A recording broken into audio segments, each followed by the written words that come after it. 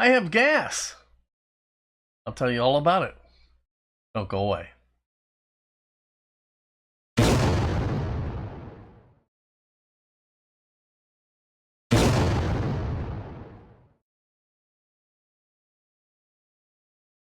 Today I'll be building the Three Blind Mice first ever Gasland build under the direction of our newest and fourth mouse, the incomparable Jim Silva.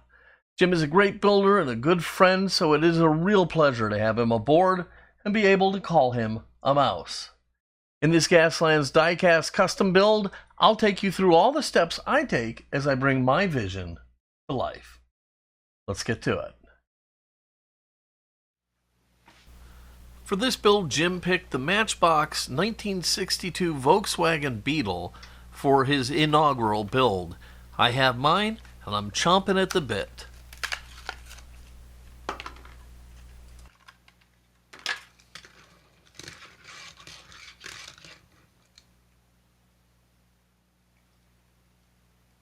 The casting has a plastic base and two posts, which I'll drill out as always.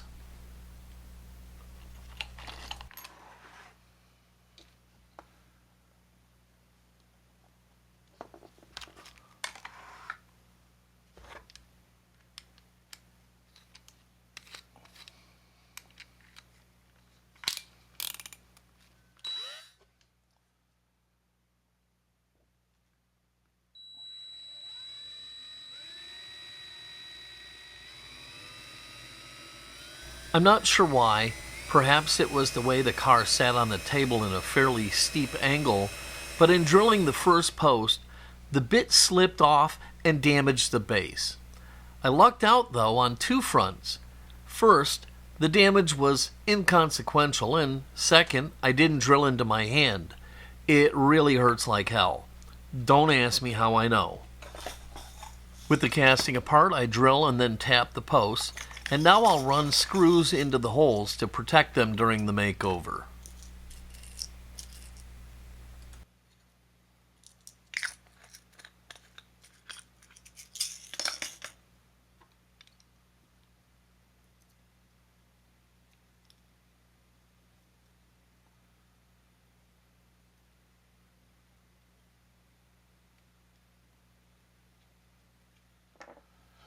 I'll quickly consider where I'm at right now, and I'll consider my plan for the build before moving on.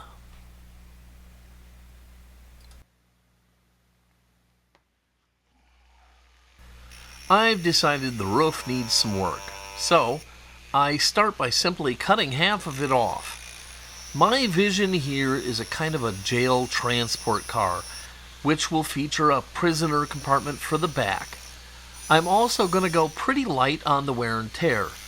In my world, the cities haven't fallen yet, but mayhem is indeed rampant and gangs are forming.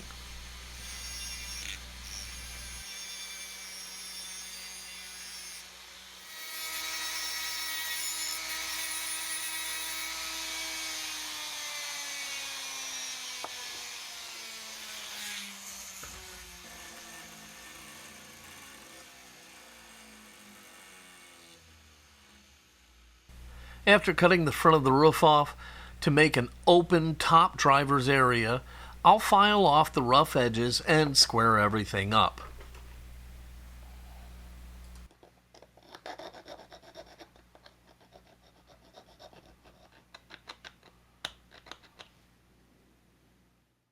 The casting had like a molded in fabric top, and sadly half of it is still there, and it really needs to go. So, in my rotary tool, I'll chuck up a sanding drum and I'll sand away the last vestiges of this fabric.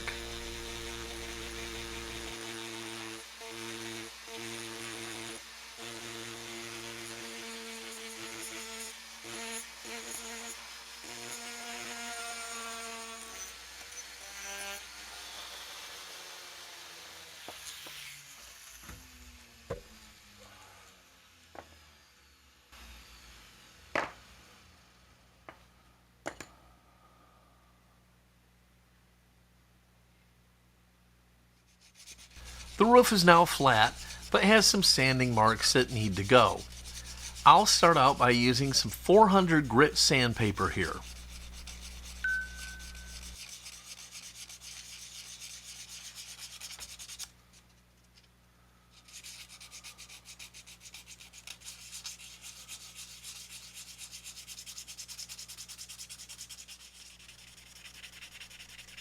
Once I'm happy, I'll finalize the roof with some finer grit sanding sponges until the modified roof looks good.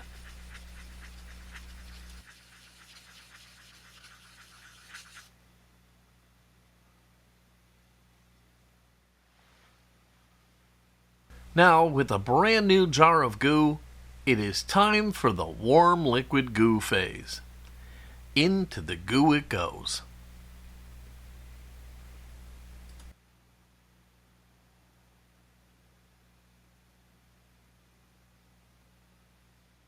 While the citrus strip does its work on the original paint, I'll busy myself with wheels. I found a cool pair of truck wheels that will look great and only required a tiny bit of sanding in the wheel wells to get them to fit. So, now a bit of super glue will hold them to the base. This is made stronger eventually by the interior. The interior comes with tabs designed to help hold the axles in place. So, in the end, this should be a pretty strong fix.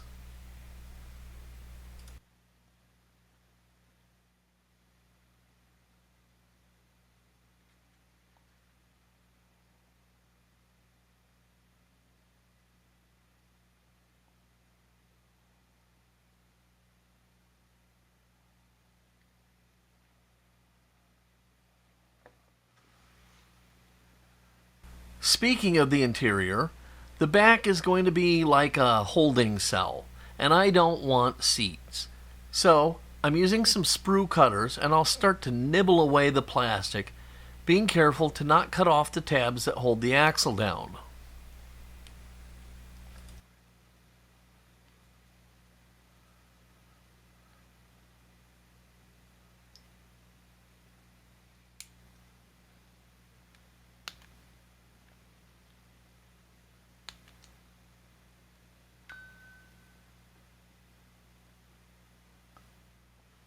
The interior is good to go and the body has been in the stripper for a few hours now, so I'll pluck it out and run it to the sink and give it a good wash down.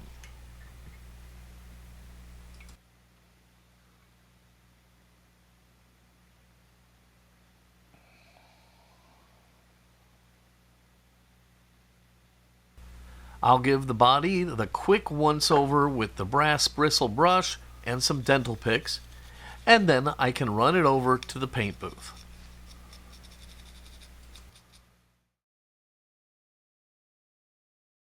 I start at the paint booth with Tamiya Fine Primer.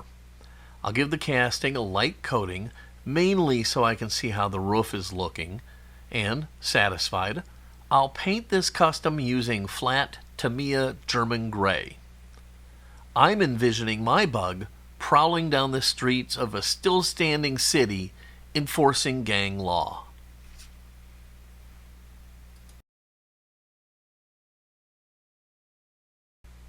I know Gaslands is a game, and it has its own vision and rules.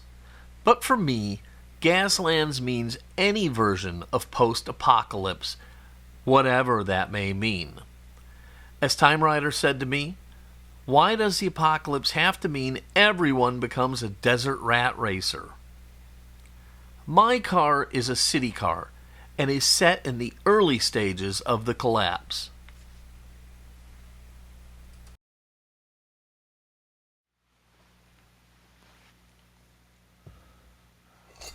While the body dries, I can use some more German Gray and I'll just brush paint the base with it. As the base is molded in white, I need to make sure I get all the visible areas so none of it stands out. Once done, I can set it aside to dry.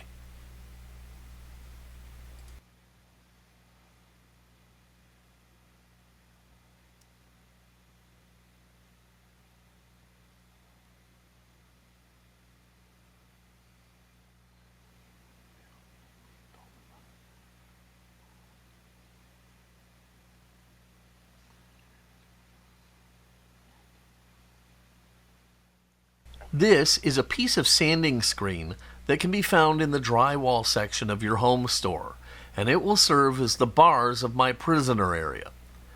Just eyeballing it, I'll cut out pieces for the 3 windows and glue them to the inside of the casting with some CA.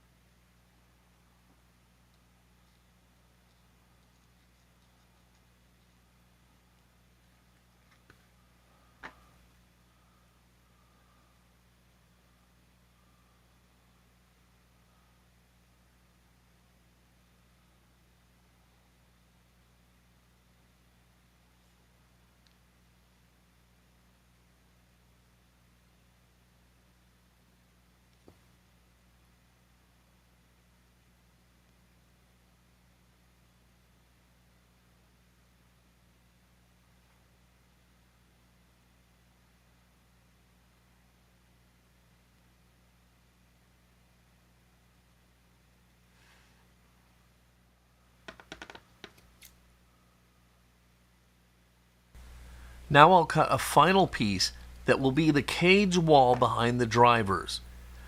I'll glue this piece to the base. I think doing it this way will be easier, and it will help ensure that the car goes together better. Once fitted, I'll add it to the base with some super glue, then a quick test fit like a glove.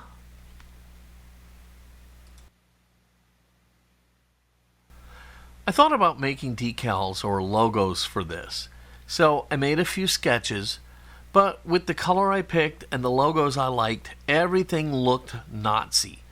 I didn't want to offend anyone, so I scrubbed the logos completely.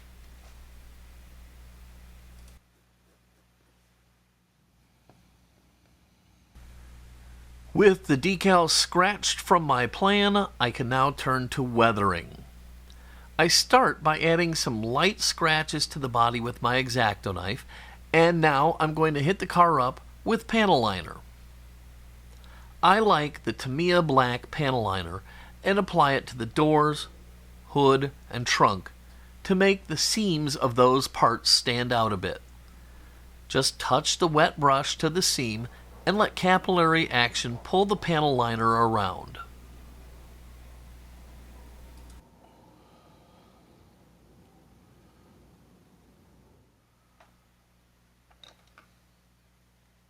Now I'm using some weathering pencils to add a bit of road grime. Just dip the tip in some water and color it in. I focus on the backs of the fenders and the running boards here.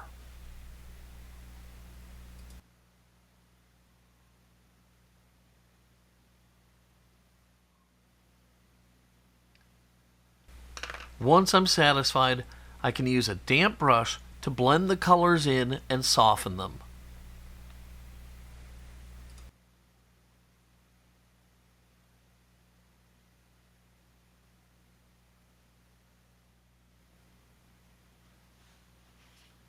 I really like the pencils for some things, but I still love my oil brushers. I have applied some dabs of buff color oil to the high spots and blue to the low shady spots, and with a brush damp with turpenoid, I can blend those colors in. This final look is subtle, but really makes the final product interesting to the eye.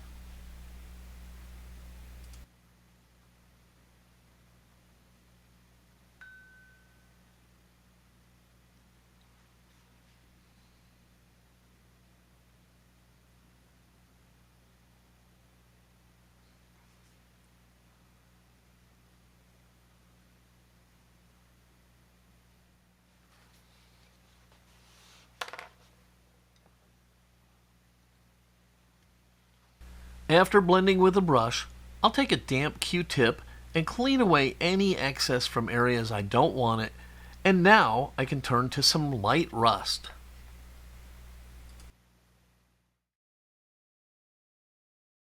My car will only have hints of rust, So a few small dots of rust-colored oil brusher in the low corners. They'll be blended in just to add the smallest hint of surface rust here.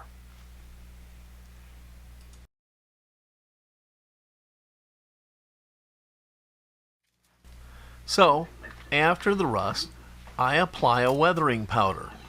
For this, I'm going to use a color Brick Dust, and I'm going to apply it over the entire casting. Now, I can add some of the details. I have some very fine chain here, and after a few test fittings, I decide I like it, and I just now need to make it look right. I'll dip the chain in a product called Black Max, which will oxidize the chain and turn it black.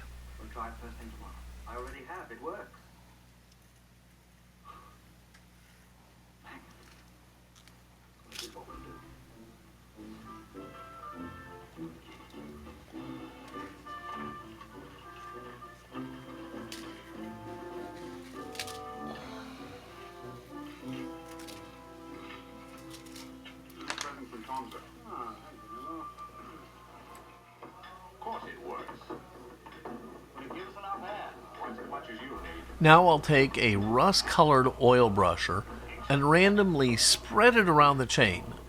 This gives me a base color and it will help the final layer to adhere.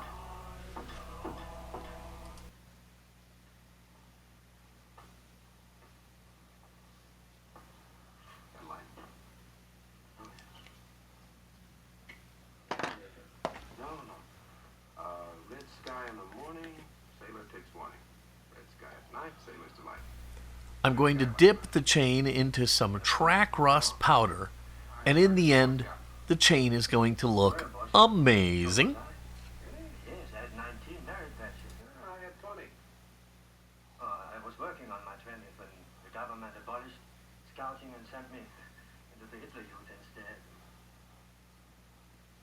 I'm going to sloppily wrap some of the chain around the rear bumper and some of the chain around the windshield. You'll notice the windshield glass is still there. I cut the rest away using sprue cutters, but I left the windshield intact and put it back in when I screwed the car together.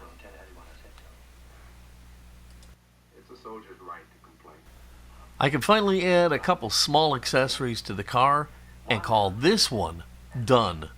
It was a bit surprising to me how challenging an apocalyptic car can be when you crawl out of the desert. But I think it came out great, and it was a lot of fun.